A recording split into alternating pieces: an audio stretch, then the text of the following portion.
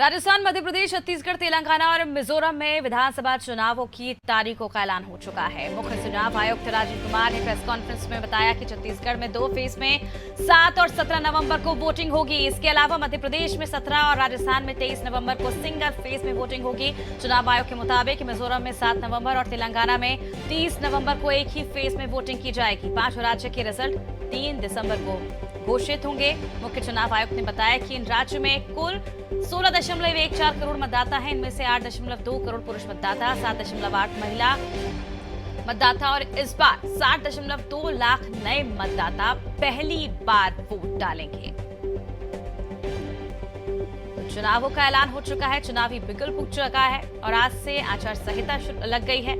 राजस्थान, मध्य प्रदेश, छत्तीसगढ़, तेलंगाना और मिजोरम में विधानसभा चुनावों की तारीखों का ऐलान कर दिया गया है। मुख्य चुनाव आयुक्त राजीव कुमार ने प्रेस कॉन्फ्रेंस कर ये जानकारी दी।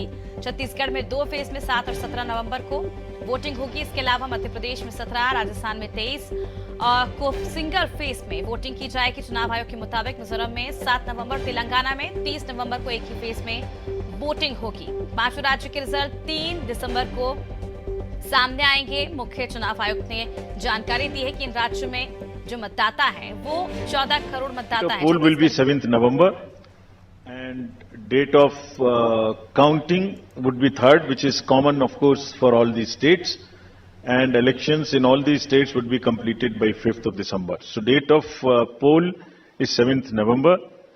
Similarly, in case of Chhattisgarh, the elections would be in 2 phases. The date of poll would be 7th November and 17th November. The nominations after Mizoram for the first phase of the Chhattisgarh would happen on 20th, the 13th, and the last date would be 20th. Date of poll being 7th November, and for phase 2, 17th November. In Madhya Pradesh, this coincides with the second phase of Chhattisgarh, and date of poll would be 7th November. So, first Mizoram and the first phase of Chhattisgarh, then second phase of Chhattisgarh and 1 phase in Madhya Pradesh. Thereafter, Rajasthan, where the date of poll will be 23rd November in 1 phase entirely in Rajasthan.